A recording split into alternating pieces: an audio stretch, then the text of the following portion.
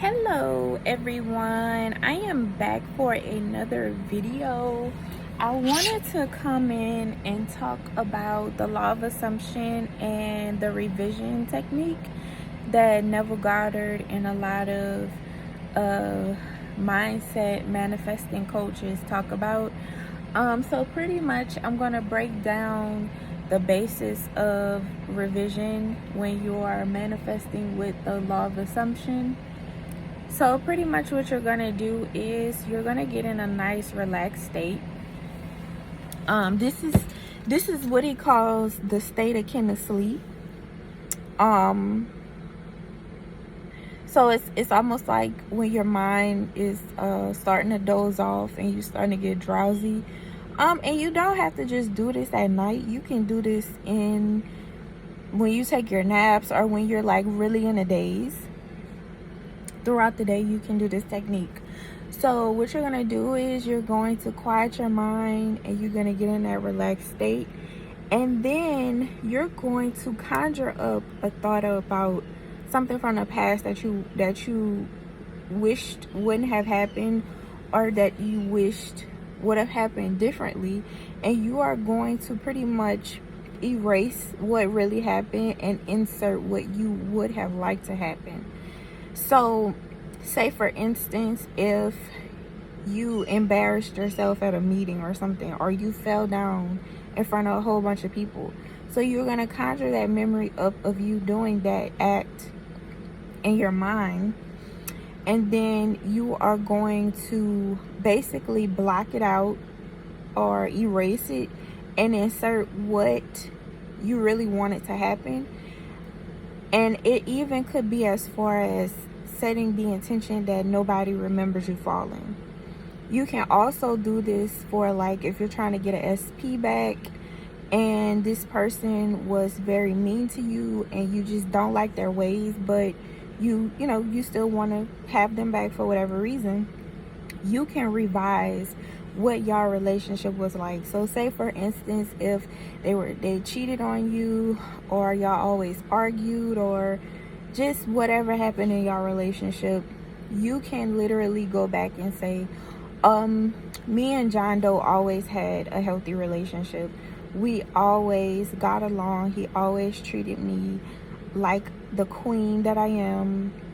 We always worked out our differences. He respects me. He loves me.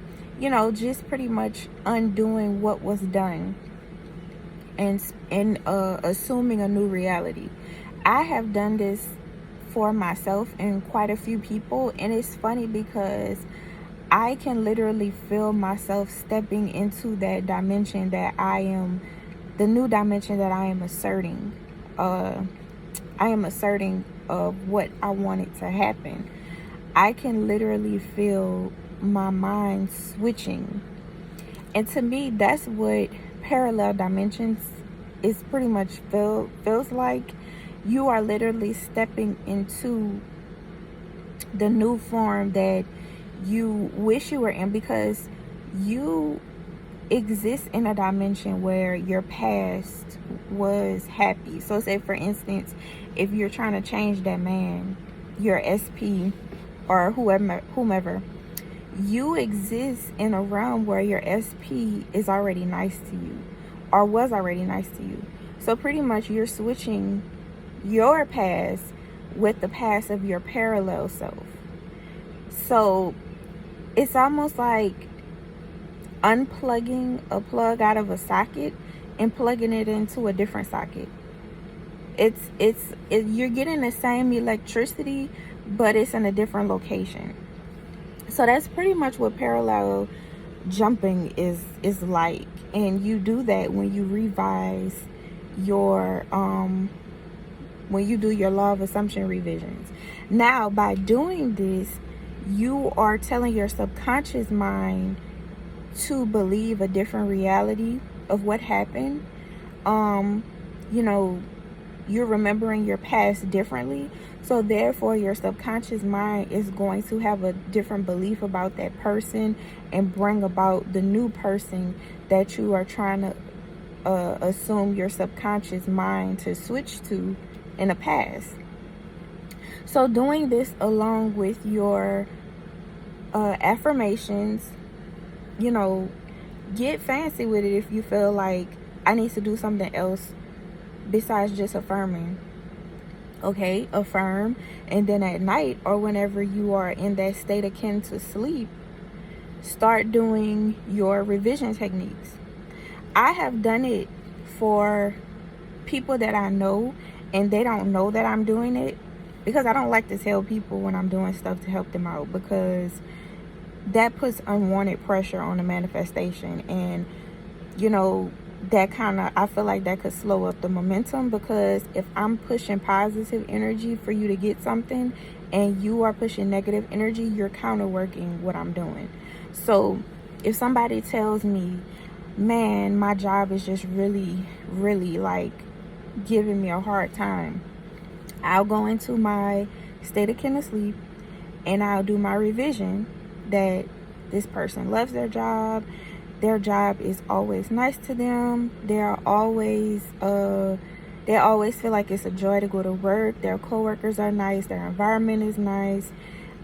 Just start affirming stuff for that person. And for the past week, this person has had easy days at her job. And I do other stuff for other people, and when it happens, I don't tell them, oh, that's because I did it. I don't tell them anything. I just do it because I know that I'm in a good place. I'm in a better place with my manifestations and my beliefs in myself. Probably a little bit more than the people around me. So when I see somebody struggling, I just go ahead and manifest for them. Now, if they're interested in how to manifest, then I'll teach them, but I don't push my beliefs on people. So anyway, I say all that to say, you can do all of these techniques for yourself and for other people.